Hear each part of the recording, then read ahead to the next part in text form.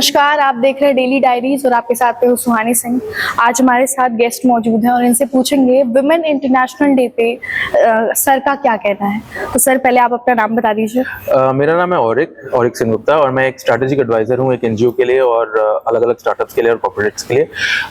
Women's day का actually बहुत बड़ा महत्व है हमारे देश में। आजकल ऐसा हो रहा है कि विमेन एम्पावरमेंट का तो काफ़ी प्रचलन है, बट वो एक फ्रॉम अ पर्सपेक्टिव की सिर्फ वाइट वॉशिंग होती है कि हमें विमेन को एम्पावर करना है। बट जो हमारे यंगर जनरेशन है वो एक्चुअली इसको बहुत सीरियसली लेते हैं और कहते हैं कि यार हमें भी वही इक्वालिटी चाहिए, हमें वही सारी चीज़ें करनी है जो इन दिस कंट्री जो लोगों को मिला हुआ है, मेन को मिला हुआ है। सो द थिंग इज कि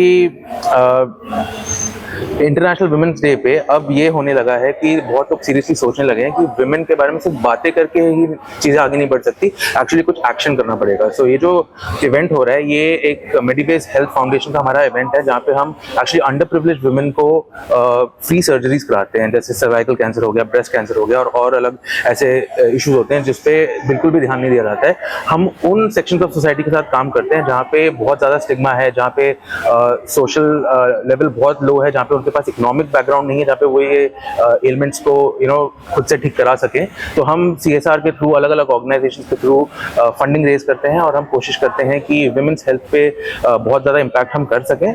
but that is on the ground level. जो हम on the higher level at 30,000 feet जो हम करते हैं वो ये है कि हम अलग अलग विमेन लीडर्स के पास जाते हैं। जैसे आज के इवेंट में इंजीनियर्स इंडिया लिमिटेड की मैनेजिंग डायरेक्टर आई है, अपोलो हेल्थ से एक वरिष्ठ लेडी आई हैं। So what we try to do is we try to actually build a symposium, organisation जहाँ पे हम इनका इंटेलेक्चुअल जो भावनाएं हैं, इनके जो आइडियाज हैं, उनको लेके हम एग्जीक्यूट कर सकें कि विमेंस हेल्थ में क्या हो सकता है। सो इंटरनेशनल विमेंस डे पे इसको हाईलाइट तो करते हैं, बट हम ईयर राउंड चाहते हैं कि लोग मिलके एक कंसोर्टियम बना के हम इस पे काम कर सकें। सर आपने इतना बड़ा मंच दिया है सारी महिलाओं को, उस पर आप क्या कहना चाहेंगे?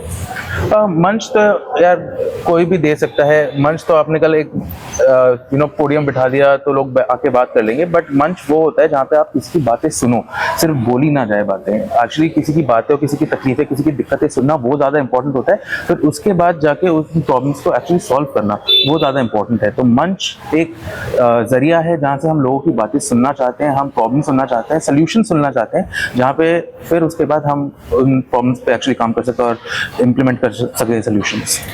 सर ये जर्नी आपकी कैसे शुरू हुई? आपको कैसे लगा कि हाँ मतलब ऐसे सारी चीज़ें, इसकी सारी चीज़ों की शुरुआत हुई? इस पे आप क्या कहना चाहेंगे? एक्चुअली बहुत फनी चीज़ है, मैं प्राइवेट सेक्टर में बहुत ज़्यादा काम करता हूँ, मैं एनजीओ से बहुत ज़्यादा जुड़ा हुआ नहीं था। लेकिन मेडिवेस फाउंडेशन के जो फाउंडर है अनुराग जी, उनसे जब मैं मिला, उन्होंने मुझसे कहा कि इंडिया में एनजीओ बहुत हैं, एनजीओ में बहुत सारे अच्छे काम भी होते हैं, बहुत सारे नेगेटिव काम भी होते हैं, जो जिसकी वजह से एनजीओ का एक कल्चर बहुत पीड़ित है, जिसकी वजह से ट्रस्ट का डेफिसिट है। तो अनुराग जी ने बोला कि मुझे, जब मैंने ये ऑर्गेनाइजेशन बनाई, मुझे सिर्फ एक चीज़ क्लियर थी कि मुझे विमेंस हेल्थ के लिए काम करना है, बिकॉज बहुत सारे लोग एजुकेशन और बहुत सारे इशूज पे काम कर रहे हैं, बट विमेंस हेल्थ पे बहुत ज़्यादा फोकस नहीं है। Specially being a man in this country, not a lot of men want to actually do something for women in this country. तो उन्हें लगा कि हमें ग्राउंड लेवल पे कुछ करना चाहिए। तो जब मैं अनुराग जी से मिला, मैंने उनसे बस एक क्वेश्चन पूछा कि हम चाहे जितने भी फैंसी इवेंट्स करा ले, हम जितने भी हाई लेवल लोगों से बात कर ले, आप कभी भी ग्राउंड लेवल पे काम करना मत छोड़िएगा। उन्होंने मुझसे यही कहा। और जब मैंने देखा कि कंसिस्टेंटली वो ग्राउंड लेवल पे काम कर रहे हैं, चकाचौंध से दूर, एक्चुअल जमीन पे जाके, जहाँ पे धूप, मिट्टी, पसीना, खून भी कई बार बह जाता है, तो ऐसे जब लोगों के साथ आप जुड़ते हो, आपको दिखता है कि हाँ there is a change happening and men are wanting to bring change and help women, and women are also being facilitated by men. उससे आपको एक एंथुसियाज्म मिलता है कि चलो इस देश में हम कुछ कर सकते हैं वुमेन के लिए। And by doing and talking about this, I think more people can come in, younger generation can come in. Actually हमारे देश में बहुत हुआ है कि लड़के बहुत मैस्कुलिन होते हैं, उन्हें ये सब चीज़ों के बारे में डिस्कस करने नहीं दिया जाता है, एक टैबू है। But I think we want to encourage people कि कैसे हम आके बात करें मुद्दों पे which actually effect both of us. अगर विमेन की हेल्थ अच्छी नहीं रहेगी तो men will also not be happy in this society. तो एक कोरिलेशन होता है जिसपे हम चाहते हैं कि विमेन को हेल्प करके हम पूरी सोसाइटी को हेल्प कर सकें। सर आपको नहीं लगता सिर्फ एक ही दिन जो वुमेन इंटरनेशनल डे सेलिब्रेट करते हैं, उस दिन सारी अवेयरनेस सब लोग दिखाते हैं, बताते हैं कि हाँ मतलब वुमेन की रिस्पेक्ट करनी चाहिए in this way that way, sir आपको नहीं लगता कि वुमेन की रिस्पेक्ट हर एक चीज़ पे करनी चाहिए। एक ही दिन काफ़ी नहीं है, हर दिन महिला का है। देखिए, ये तो मैं वैलेंटाइन डे के लिए भी कहता हूँ, ये तो मैं वुमेन्स डे के लिए भी कहूँगा, ये मैं योगा डे के लिए भी कहूँगा। इट इज़ नॉट अबाउट कि आप किसी एक दिन, जैसे एग्जांपल देता हूँ कि मैं अपनी माँ को अगर मदर्स डे पे एक फ्लावर दूँ और उनको सारे साल उनको इज्जत ना दूँ, या मैं उनको प्यार ना करूँ, या मैं उनके साथ टाइम ना स्पेंड करूँ, तो वो मदर्स डे का कोई फ़ायदा नहीं है। ऐसे इवेंट्स का वैसे ज़रूरत बहुत ज़्यादा होती है, क्योंकि एटलीस्ट अवेयरनेस होती है। बहुत लोग देखते हैं हमारा देश बहुत एक पिछड़ा हुआ देश है, बट एक on the paradox side of things बहुत मॉडर्न देश भी है।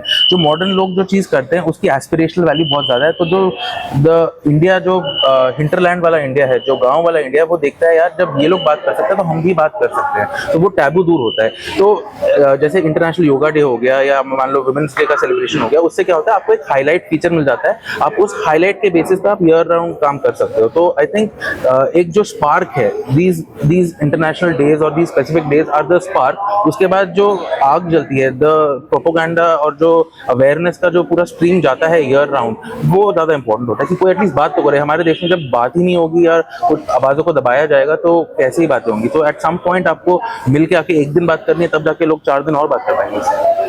सर आजकल अब महिलाओं का मतलब हर चीज़ में, हर फील्ड में आगे रहना। पहले ये था कि महिलाएं बहुत ही पीछे होती थी, बिल्कुल फ्रंट फुट पे तो आ ही नहीं सकती। अब महिलाएं फ्रंट फुट पे आके हर क्षेत्र में आपको आगे ही नजर आएंगी। तो इस पर आप क्या कहना चाहिए? क्या लगता है, मतलब इस चीज़ पे परिवर्तन हुआ है?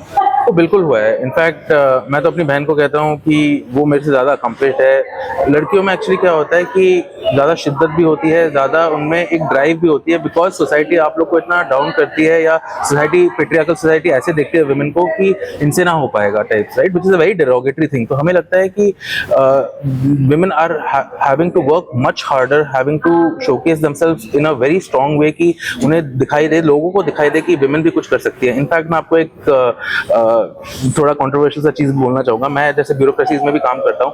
आई think women bureaucrats are way nicer, way softer, but way more proficient than men bureaucrats. मैं ऐसा नहीं कहता कि men bureaucrats are not good, they are also very good, because generally men are good at a lot of these official work, but for a women, because इतना there is a pulling force की ladies को या महिलाओं को लोग ऊपर जाते हुए नहीं देखना चाहते, तो उनको डबल काम करना पड़ता है। एंड दैट इज वो डिटर्मिनेशन और ग्रिट के साथ जब महिलाएं काम करती है वो दिखता है। And that is one of the reasons why वो जो ड्राइव इतनी स्ट्रांग है, उसकी वजह से they are achieving so much मोर।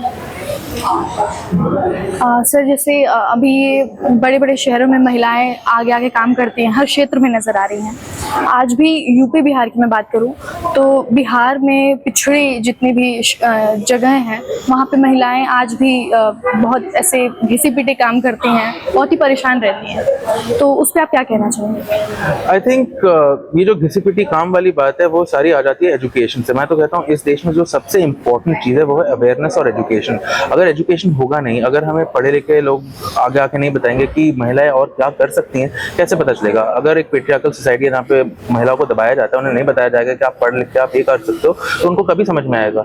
कभी समझ में नहीं आएगा। And that is the reason why ऐसे पोडियम्स पे आके जब महिलाएं आके बोलती हैं उन्होंने ये अचीव करा है, उन्होंने ऐसे अपनी स्ट्रगल्स के थ्रू जाके उन्होंने ये सारी चीज़ें अचीव करी हैं, वो चीज़ें जैसा आपके माध्यम से भी जब स्टोरीज जाएंगी, महिलाओं को पता लगेगा कि दुनिया में ऐसी औरतें हैं, हमारे देश में ऐसी औरतें हैं जो इतना कुछ अचीव कर सकती हैं। और आपको एक बात बताऊं, चाहे आप पिछड़ी सेक्शंस ऑफ द सोसाइटी से आप महिलाओं की बात करो या इवन मॉडर्न सोसाइटी की बात करो, कल्चरली सब सेम है। जो स्ट्रगल्स आपको एक बड़े शहर में मिलेंगी वो छोटे शहर में भी मिलेंगी। इट्स जस्ट दैट छोटे शहरों में अवेयरनेस नहीं है, एजुकेशन नहीं है। आई थिंक अगर आप वो एजुकेशन कर सको, जैसे हम अपने फाउंडेशन के थ्रू ग्रास रूट लेवल पे आंगनबाड़ी महिलाओं के साथ मिलकर भी काम करते हैं, हम पंचायतों के साथ मिलकर काम करते हैं, हम कोशिश करते हैं कि हम आके बोले कि कैसे एक एक्चुअली चीज़ें दुनिया में काम कर सकती हैं, कैसे हम एक्चुअली सोल्यूशन दे सकते हैं। और पिछड़े वर्गों के लिए सबसे इंपॉर्टेंट ये चीज़ चाहिए कि आप शो एंड टेल करो कि हमने ये करा है, ये ऐसे हो सकता है। आप सिर्फ जाके बातें करोगे, बड़ी बड़ी बातें करोगे, इस देश में बड़ी बड़ी बातें करने वाले बहुत हो गए, जब तक आप ग्राउंड रूट लेवल पे जाके काम करके नहीं दिखाओगे लोग आपको बिलीव क्यों करेंगे? So I think education and then action along with that